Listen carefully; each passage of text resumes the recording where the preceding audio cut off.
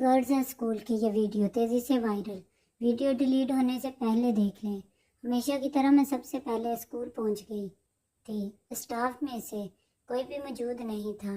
اکا دکا لڑکیاں اپنی کلاسوں کی طرف جا رہی تھیں۔ میرے شوہر مجھے اسکول چھوڑتے ہوئے خود دفتر چلے جاتے تھے۔ ان کا دفتر کافی دور تھا، اسی لیے وہ جلدی نکلتے تو مجھے بھی اسکول چھوڑ جاتے تھے۔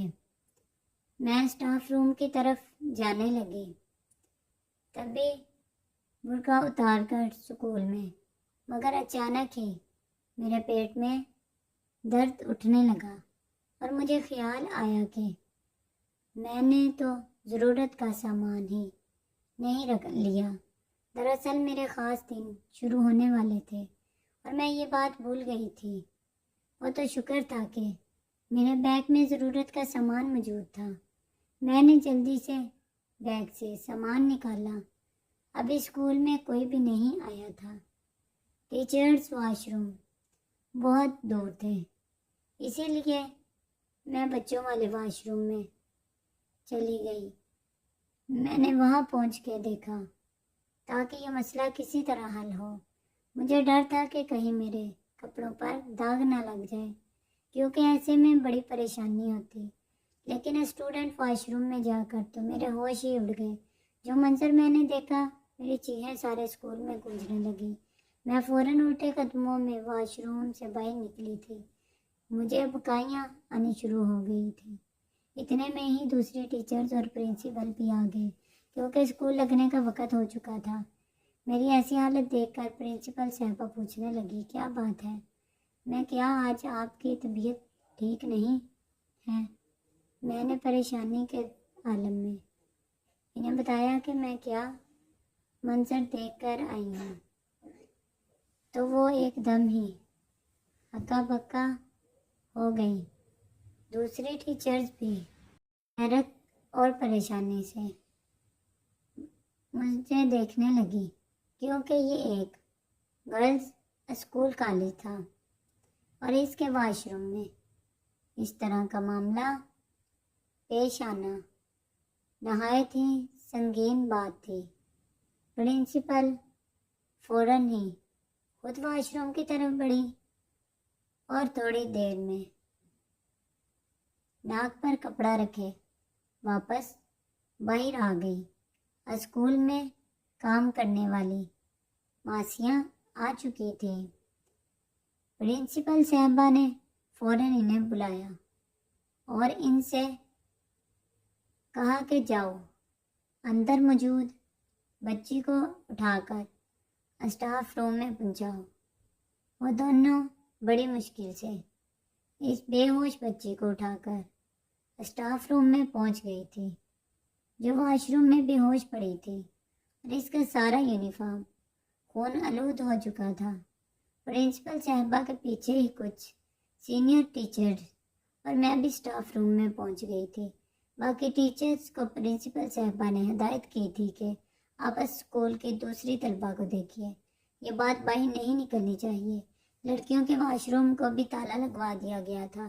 پرنسپل صاحبہ بچی کو ہوش دلانے کی کوشش کرنے لگی، لیکن شاید خون بہت زیادہ بہہ چکا تھا۔ میرا خیال تھا کہ ہمیں اس بچی کو ہسپتال لے کر جانا چاہیے تھا، لیکن پرنسپل صاحبہ بہت زیادہ خوف کھا رہی تھی، کیونکہ یہ بات کوئی معمولی نہیں تھی۔ پولیس کیس بن سکتا تھا اور اسکول کی بھی بدنامی ہوتی۔ سارا معاملہ پرنسپل صاحبہ پر آ کر رکتا اور ہر تفتیشیں کا جواب انہیں دینا پڑتا۔ اسی لیے وہ اس معاملے کو اندر ہی اندر دبانا چاہ رہی تھی۔ پھر انہوں نے اپنی ایک جاننے والی ڈاکٹر کو فوراً فون کر کے بلایا اور اس نے آ کر بچی کا چیک اپ کیا تو کہنے لگی، اس کی جان کو خطرہ ہے، اسے فوراً ہسپتال لے کر جانا چاہیے۔ اگر یہ جلدی ہوش میں نہ آئی تو مجھے ڈر ہے کہ یہ کوما میں جا سکتی ہے۔ ڈاکٹر نے تو پوری طرح ہی ہمیں ڈرا دیا تھا۔ میں نے پرنسپل صاحبہ سے کہا کہ زیادہ دیر نہ کریں، کسی قریبی ہسپتال لے چلیں، بعد میں جو بھی ہوگا دیکھا جائے گا۔ میں خود 2 بیٹیوں کی ماں تھی، اسی لیے اس بچی کی یہ حالت دیکھ کر میرا دل کانپ رہا تھا۔ پھر میں ہی پرنسپل صاحبہ کے ساتھ اس بچی کو لے کر ہسپتال بھاگی۔ ڈاکٹروں نے اسے ہاتھوں ہاتھ لیا اور پھر وہ لوگ اسے آپریشن تھیٹر میں لے کر چلے گئے۔ پرنسپل صاحبہ مجھے غور سے دیکھتے ہوئے کہنے لگی، یہ بچی آپ کی کلاس میں پڑھتی ہے نا؟ کیا آپ کو معلوم ہے کہ یہ کیا معاملہ ہے یا کب سے چل رہا ہے؟ یہ ایک دن کی بات تو نہیں ہو سکتی۔ پرنسپل صاحبہ کی بات پر میں خاموش ہو گئی، کیونکہ واقعی یہ ایک دن کی بات نہیں تھی۔ کافی دنوں سے میں بہت کچھ دیکھ بھی رہی تھی اور محسوس بھی کر رہی تھی، لیکن مجھے یہ اندازہ نہیں تھا کہ بات اتنی زیادہ آگے بڑھ جائے گی۔ کچھ ہی دیر گزری تھی کہ پرنسپل صاحبہ کے پاس اسکول سے فون آ گیا۔ سینئر ٹیچر بتا رہی تھی کہ اسکول کی بچیوں میں یہ بات پھیل چکی ہے۔ لاکھ چھپانے کے باوجود بھی وہ سرگوشیوں میں یہی باتیں کر رہی ہیں کہ اور اب انہیں ڈر ہے کہ اسکول کی ساکھ متاثر ہوگی۔ ساتھ ہی وہ بچی کی خیر خیریت بھی پوچھ رہی تھی۔ پرنسپل صاحبہ کے تو پسینے چھوٹ رہے تھے، کیونکہ بچی اسکول یونیفارم میں تھی اور جو کچھ بھی ہوا تھا وہ اسکول کی 4 دیواری کے اندر ہوا تھا۔ اسی لیے ان کی جان ہو آ رہی تھی کہ اب وہ ایک بڑی مصیبت میں پھنس جائیں گی۔ وہ مجھ سے کہنے لگی کہ کسی طرح معاملے کو یہیں ختم کر دو، اس بچی کے گھر والوں کو بلاؤ اور انہیں برا بلا کہہ کر اس بچی کو ان کے آسرے چھوڑ دو۔ ہم واپس اسکول چلے جائیں گے، پھر یہ قصہ یہیں ختم ہو جائے گا۔ میرا دل اس بات کے لیے راضی نہیں تھا، لیکن پھر بھی پرنسپل صاحبہ کے دباؤ میں آ کر میں نے اس بچی کے گھر والوں کو بلایا۔ وہ بچی یتیم تھی، بس اس کے سر پر اس کی ماں کا سایہ تھا، اور اس کی ماں میرے پڑوس میں ہی گھر کی صفائی کا کام کاج کرتی تھی، اسی لیے اسے بلانا میرے لیے مشکل نہیں تھا۔ مگر جب وہ اسکول آئی اور اسے سارے معاملے کا بتایا گیا تو وہ چیخ چیخ کر رونے لگی اور ہمیں ہی برا بلا کہنے لگی۔ کی چیخوں پر ہسپتال کے کافی لوگ جمع ہو گئے اور اس بات کا تماشا بننے لگا تو پرنسپل صاحبہ نے بڑی مشکل سے اسے خاموش کروایا اور اسے دمکایا کہ اگر وہ چپ نہ ہوئی تو اس کی بچی کی ہی بدنامی ہوگی۔ یہ سن کر وہ خاموش ہو گئی۔ پھر پرنسپل صاحبہ بڑی بری طریقے سے اس سے پوچھ گچھ کرنے لگی کہ تمہاری بیٹی کیا کرتی رہی تھی، تم کیسی ماں ہو، تمہیں پتہ ہی نہیں چلا، اور تمہاری بیٹی نے اتنا بڑا کارنامہ سر انجام دے دیا۔ پرنسپل صاحبہ کے لفظوں پر اس عورت کے چہرے کا رنگ اتر گیا۔ وہ بڑی حیرانی سے پرنسپل صاحبہ کو دیکھ رہی تھی۔ شاید اسے ان سے اس لہجے اور ایسے الفاظ کی توقع نہیں تھی، لیکن پرنسپل صاحبہ بس اس کوشش میں تھی کہ کسی طرح اس معاملے کو اس کی ماں کے سر ڈالے اور خود واپس اسکول پہنچ جائے اور پھر اس معاملے سے کنارہ اختیار کر لے، جبکہ اس کی ماں کا کہنا تھا کہ میری بچی بہت ہی نیک ہے، اس نے کبھی کوئی غلط کام نہیں کیا۔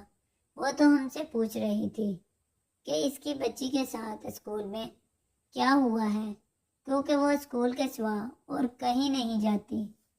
پرنسپل صاحبہ بہت پڑھی لکھی اور تیز عورت تھی۔ خود کو اس معاملے سے نکالنے کے لیے انہوں نے اس سے کہا کہ جب تمہاری بیٹی کو ہوش آ جائے تو خود اس سے پوچھ لینا کہ اس کے ساتھ کیا ہوا ہے، ہمیں تو کچھ معلوم ہی نہیں ہے۔ اور پھر انہوں نے مجھے اشارہ کیا کہ واپس اسکول چلو، لیکن سچ تو یہ تھا کہ میں اس بچی کو چھوڑ کر نہیں جانا چاہتی تھی۔ وہ میری کلاس کی بہت ذہین بچی تھی اور واقعہ ہی بہت نیک تھی۔ میں خود اس بات کی گواہ تھی کہ وہ بچی کتنی پاکیزہ ہے، لیکن پھر بھی اس کے ساتھ جو کچھ ہوا تھا اس کے پیچھے کسی نہ کسی کا ہاتھ تو ضرور تھا، مگر پرنسپل صاحبہ کے حکم کے آگے میں بے بس تھی۔ یہ اسکول کا وقت تھا اور مجھے اپنی ڈیوٹی پر پہنچنا تھا، اسی لیے میں اس کی ماں کو صبر کی نصیحت کرتے پرنسپل صاحبہ کے ہمراہ واپس اسکول پہنچ گئی۔ ساری ٹیچرز میں تجسس تھا کہ بچی نے کیا بتایا، لیکن جب تک ہم واپس لوٹے موجب کو ہوش نہیں آیا تھا۔ میں کلاس میں گئی تو دبی دبی سرگوشیاں مجھے سنائی دینے لگی۔ ہر لڑکی اس بچی فاطمہ کے کردار پر بات کر رہی تھی۔ سبھی حیران تھے کہ یہ کیا معاملہ ہے، جبکہ میری طبیعت اب بھی نہیں سنبھلی تھی۔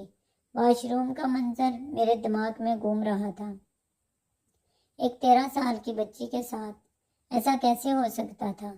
واقعی یہ کوئی معمولی بات نہیں تھی کہ جسے دبایا یا چھپایا جاتا۔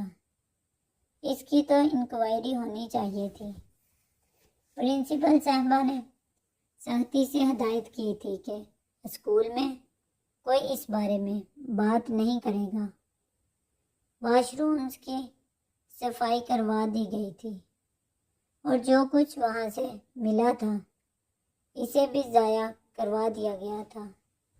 اسی طرح دوپہر ہوئی اور چھٹی ہو گئی۔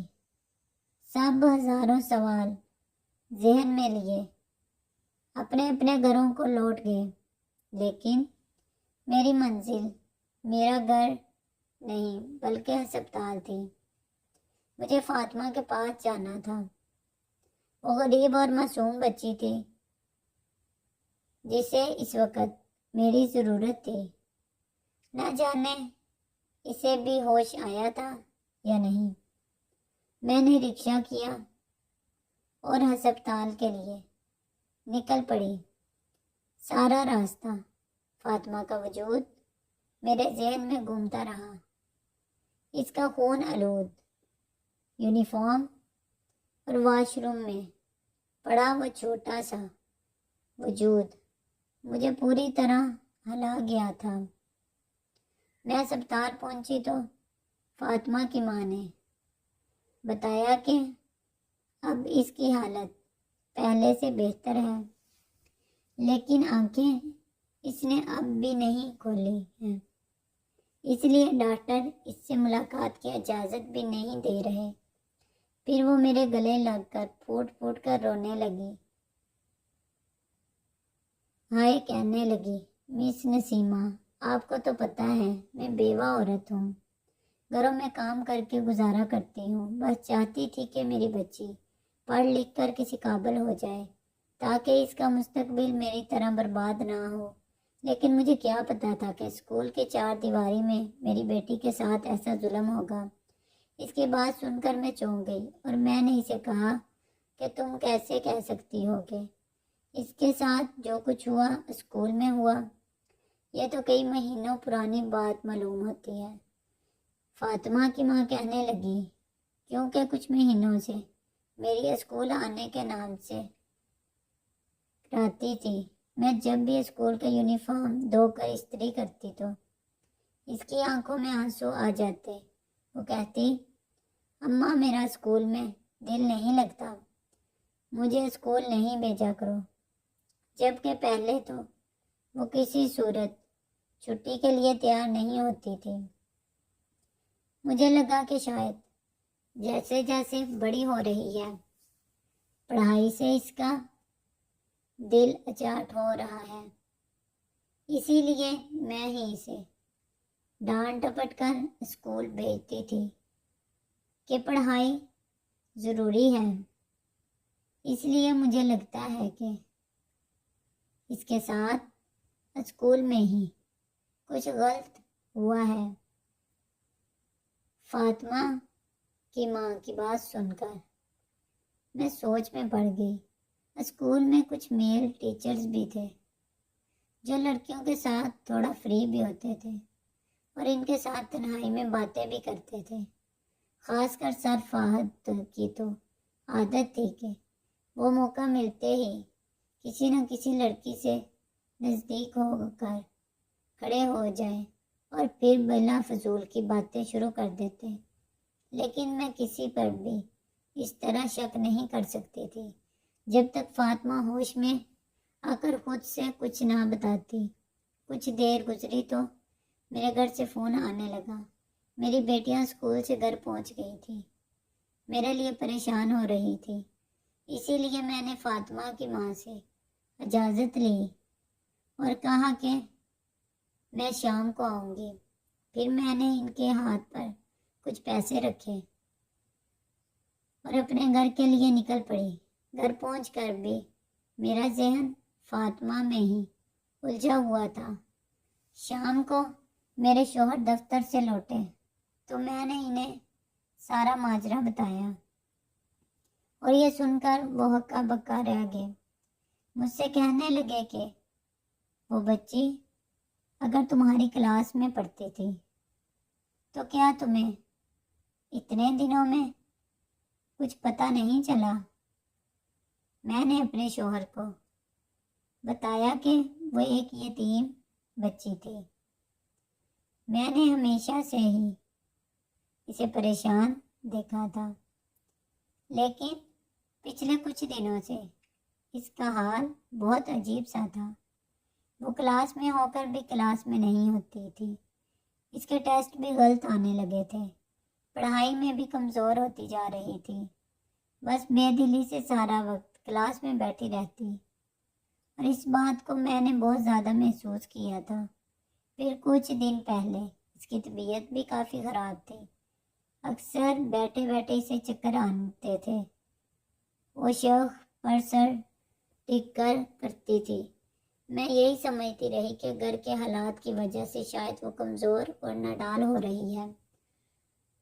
کاش کہ مجھے پتا ہوتا کہ اس کی پریشانی کے پیچھے کیا وجہ ہے تو میں کسی بھی طرح اس کی مدد کرتی، اس کا ساتھ دیتی، یہ معاملہ اس حد تک نہ بگڑتا کہ آج وہ زندگی اور موت کے درمیان جھول رہی ہے۔ میرے سارے کام ہو چکے تھے۔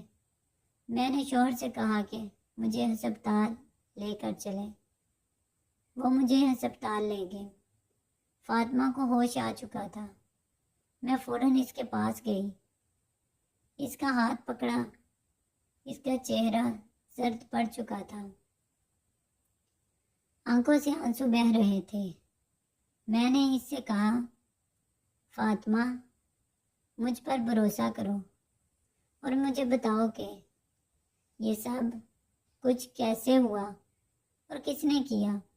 لیکن بس وہ پھوٹ پھوٹ کر روتی رہی اور میرے لاکھ پوچھنے پر بھی اس نے کوئی جواب نہ دیا، یہاں تک کہ میں تھک ہار کر واپس لوٹ آئی۔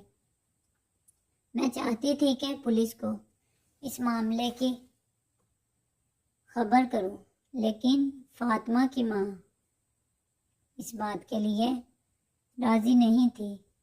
اسے لگتا تھا کہ ایسا کرنے سے مزید بدنامی ہوگی، اور پھر پرنسپل صاحبہ بھی تو اس بات کے حق میں نہیں تھی۔ مجھے اپنی نوکری بھی بچانی تھی اور میں فاطمہ کو انصاف بھی دلانا چاہتی تھی، اور اس کے لیے اب مجھے ہی کوئی قدم اٹھانا تھا۔ میں شوہر میری نیت جان گئے تھے، کہنے لگے جو بھی کرنا سوچ سمجھ کے کرنا، کیونکہ سب سے پہلے تم نے ہی اس لڑکی کو اور اس بچے کو دیکھا تھا، اسی لیے تم بھی تفتیشے کے دائرہ کار میں آؤ گی، اور یہاں تو پولیس والے تفتیشے کے نام پر بھی جینا مشکل کر دیتے ہیں۔ جنگل کا ہے، بار بار تمہیں پولیس اسٹیشن بلائیں گے تو تمہاری نوکری پر بھی اثر پڑے گا اور ہمارا گھر بھی ڈسٹرب ہوگا۔ میرے شوہر وہی ٹپیکل سوچ رکھتے تھے کہ خود کو دوسروں کے مسئلوں سے دور رکھنا چاہیے، جبکہ ایک استانی ہونے کی حیثیت سے مجھے لگتا تھا کہ یہ میری ذمہ داری ہے کہ میں اپنی اسٹوڈنٹ کو تحفظ فراہم کروں، اور خاص کر اسکول کے اندر ایسا دوبارہ نہ ہو، اس کے لیے کوئی نہ کوئی قدم اٹھاؤں۔ اگلی صبح میں سیدھی پرنسپل صاحبہ کے دفتر میں پہنچ گئی اور میں نے ان سے کہا کہ میڈم، فاطمہ والے کیس کو اتنی آسانی سے ختم نہیں کیا جا سکتا۔ اس کی ماں نے تو پولیس کمپلین نہیں کی ہے، لیکن ہمیں یہ کام کرنا چاہیے۔ آخر کسی نہ کسی نے تو اس کے ساتھ زیادتی کی ہے، اور ہو سکتا ہے کہ یہ حرکت اسکول میں ہی ہوئی ہو۔ آپ نے خود اپنی انہی آنکھوں سے اس بچی کی حالت دیکھی ہے۔ اس نے اسکول کے واش روم میں ہی ایک نامکمل بچے کو جنم دیا ہے۔ شاید وہ 4 یا 5 مہینے کی حاملہ تھی۔ اگر ایسے میں وہ مر جاتی تو کون ذمہ دار ہوتا؟ وہ تو شکر ہے کہ اسے ہوش آ گیا ہے، اور اب وہ پہلے سے بہتر ہے۔ لیکن اگر دوبارہ ایسا کچھ ہوا تو پرنسپل صاحبہ نے مجھے گور کر دیکھا اور کہنے لگی، آپ ایک یتیم بچی کے لیے کچھ زیادہ ہی سوچ رہی ہیں۔ میں اس کی ماں کو خاموش کروا چکی ہوں، اور فاطمہ کے علاج کے لیے میں نے خود پیسے بھی بچوائے ہیں۔ اب اس قصے کو ختم سمجھی۔ اسکول کی ساکھ کو داؤ پر لگا نہیں سکتی، اور نہ ہی اپنے لیے کوئی مصیبت کھڑی کر سکتی ہوں۔ کچھ ہی دنوں بعد میری حج کی فلائٹ ہے۔ اگر میں پولیس اور کچہری کے معاملات میں پڑی تو میرا حج پر جانا بھی مشکل ہو جائے گا۔ پرنسپل صاحبہ نے 2 ٹوک لفظوں میں اپنا فیصلہ سناتے ہوئے مجھے کلاس میں جانے کا حکم دے دیا تھا، اور میں اپنا ساموں لیے کلاس میں گئی، جہاں پوری 70 لڑکیاں میری منتظر تھیں۔ میں بار بار ایک ایک چہرے کو دیکھ رہی تھی۔ اگر آج فاطمہ تھی تو کل کو ان میں سے کوئی اور بھی ہو سکتی تھی، اور بس یہی خیال مجھے چین سے جینے نہیں دے رہا تھا۔ میں نے لڑکیوں سے تنہائی میں بات چیت شروع کی، جو لڑکیاں فاطمہ کے قریب بیٹھتی تھیں۔ میں ان سے سوال جواب کرنے لگی۔ سب کا یہی کہنا تھا کہ فاطمہ کا رویہ کچھ دنوں سے بالکل بدل گیا تھا، لیکن اصل بات کیا تھی کسی کو پتہ نہیں تھا۔ پھر ایک بچی جو فاطمہ کے ساتھ آتی جاتی تھی، اس نے ایک ایسی بات بتائی جس نے مجھے چونکا کر رکھ دیا۔ وہ کہنے لگی، کچھ مہینوں پہلے کمپیوٹر کے سر نے فاطمہ کو چھٹی کے وقت اسکول میں روکا تھا۔ دراصل فاطمہ کمپیوٹر میں کافی کمزور تھی۔ اس کے گھر پر ایسی کوئی سہولت موجود نہیں تھی۔ جب بھی وہ بار بار کمپیوٹر کے ٹیسٹ غلط دیتی تھی، کمپیوٹر کے سر نے اس سے کہا کہ چھٹی کے بعد اسکول میں رک جاؤ، اور پھر میں تمہیں کمپیوٹر سمجھا دوں گا۔ اس دن وہ میرے ساتھ گھر نہیں گئی تھی، اور اس کے بعد سے یہ فاطمہ کا رویہ بدل گیا تھا۔ مجھے لگا کہ شاید سر اسے زیادہ توجہ دے رہے ہیں، اسی لیے وہ مغرور ہو گئی ہے۔ اس کی نظر میں میری کوئی حیثیت نہیں رہی تھی، اسی لیے میں نے بھی اس بات چیت کرنا ختم کر دی تھی۔ اتنا کہہ کر وہ بچی بالکل خاموش ہو گئی تھی اور میری جان نکل گئی تھی۔ میں نے تو سوچ بھی نہیں سکتی تھی کہ سر فہد کے بارے میں میرا شک اس حد تک ٹھیک ہوگا۔ میں نے سوچا تھا کہ یہاں وہاں بھٹکنے کی بجائے سیدھے سر فہد کے سر پر پہنچ کر ان سے سوال جواب کروں گی، اور پھر چھٹی کے وقت جب ساری ٹیچرز نکل گئیں اور میں اور سر فہد اسٹاف روم میں بچ گئے تو میں نے انہیں روک لیا۔ وہ نکلنے ہی لگے تھے، میری آواز سن کر پلٹ آئے۔ میں نے مسکرا کر انہیں دیکھا اور کہا کہ مجھے پتہ چل گیا ہے کہ فاطمہ کے ساتھ کس نے کیا ہے۔ میری بات سن کر ان کے چہرے پر حیرت کے تاثر آ گئے۔ کہنے لگے، اگر ایسی بات ہے تو پھر آپ کو فوراً پولیس کمپلین کرنی چاہیے تھی، مجرم پکڑا جانا چاہیے۔ سر فاہد کا یہ اعتماد دیکھ کر میں ڈگمگا گئی تھی۔ اگر وہ مجرم ہوتے تو کبھی ایسی بات نہ کہتے۔ میں نے سختی سے ان سے پوچھا کہ آپ نے آج سے 5 مہینے پہلے فاطمہ کو چھٹی کے وقت کیوں روکا تھا؟ آخر ایسا کون سا کام تھا جو چھٹی کے بعد ممکن ہو سکتا تھا؟ میری بات سن کر وہ ایک دم ہی ہکا بکا رہ گئے اور کہنے لگے، مس نسیمہ، آپ مجھ پر شک کر رہی ہیں۔ کیا آپ کو لگتا ہے کہ میں نے فاطمہ کے ساتھ میں خاموش رہی؟ تو وہ خود ہی بول پڑے۔ کہنے لگے کہ فاطمہ کو کمپیوٹر میں کافی دشواری ہو رہی تھی، اسی لیے میں نے اسے چھٹی کے بعد روکا تھا تاکہ لیب میں بٹھا کر آرام سے کمپیوٹر پر سمجھا سکوں۔ لیکن اتفاق سے میری بیوی کا فون آ گیا۔ اس کی طبیعت بگڑ گئی تھی، وہ اسپتال میں تھی۔ آپ بھی جانتی ہیں کہ 5 مہینے پہلے میرے گھر بیٹی ہوئی ہے۔ وہ وہی دن تھا، میں اسٹاف روم میں تھا کہ جب بیوی کا فون آیا تو میں نے چوکیدار سے کہا کہ فاطمہ کمپیوٹر روم میں میرا انتظار کر رہی ہے، اسے واپس گھر بھجوا دو، اور خود ہسپتال کے لیے نکل گیا۔ بس اس دن یہی بات ہوئی تھی۔ آپ چاہے تو فاطمہ سے بھی پوچھ سکتی ہیں، یا پھر چوکیدار بھی اس بات کی گواہی دے سکتا ہے۔ سر فاہد نے افسوس سے میری طرف دیکھا، کہنے لگے کہ میں لڑکیوں سے صرف اسی لیے بات چیت کرتا ہوں تاکہ وہ مجھ سے سوال جواب کرتے ہوئے نہ ہچکچائیں، کیونکہ اکثر لڑکیوں کو میل ٹیچر سے پڑھنا مشکل لگتا ہے۔ افسوس بھری نظروں سے مجھے دیکھتے ہوئے وہ چلے گئے تھے، اور ان کے جانے کے بعد میں سوچ رہی تھی کہ اگر سر فاہد نے بھی یہ حرکت نہیں کی تو پھر کس نے کی؟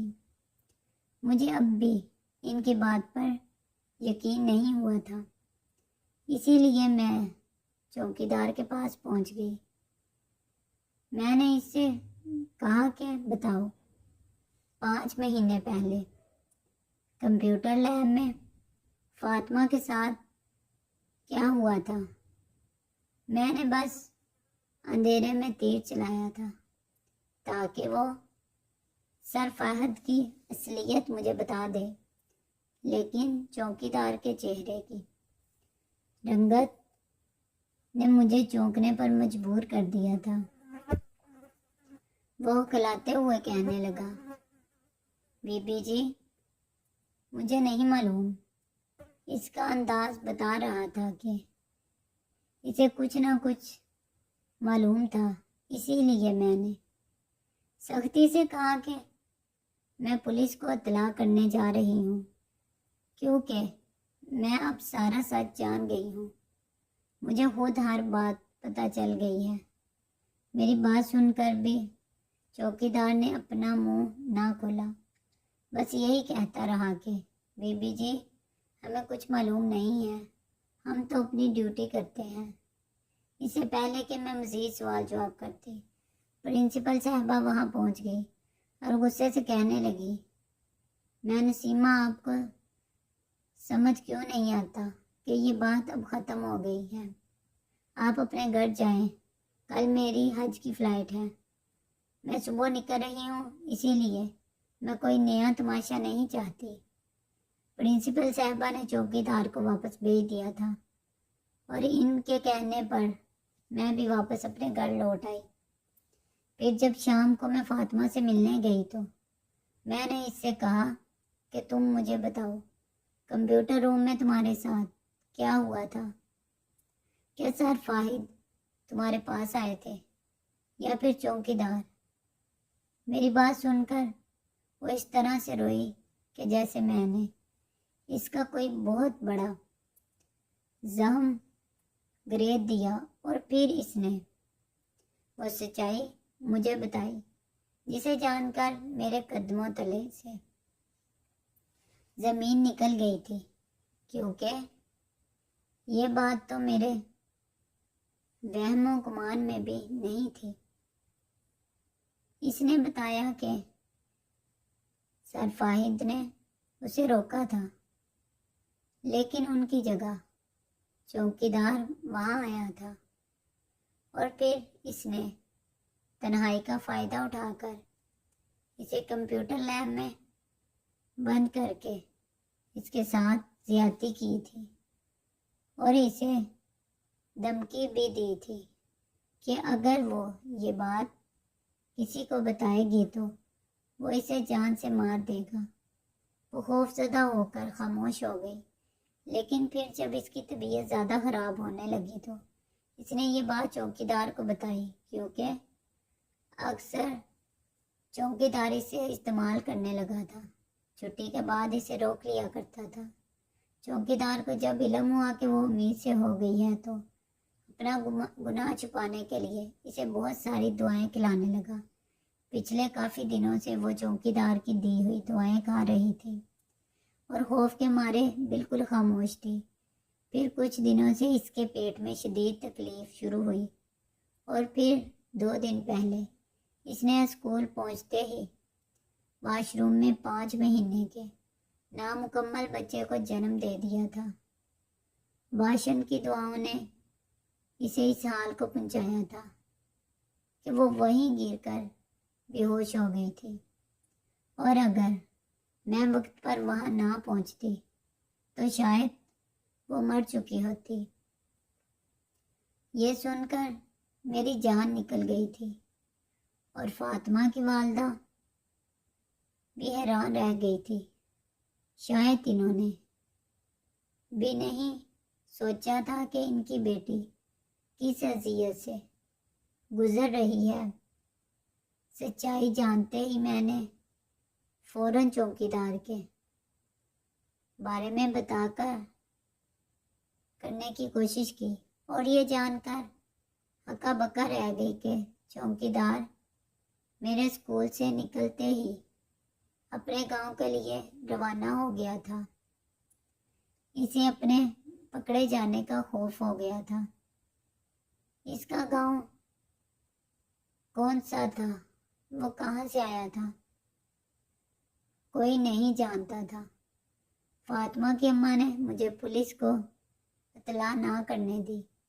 वो मज़ीद फातिमा की इज्जत को दांव पर नहीं लगाना चाहते थे।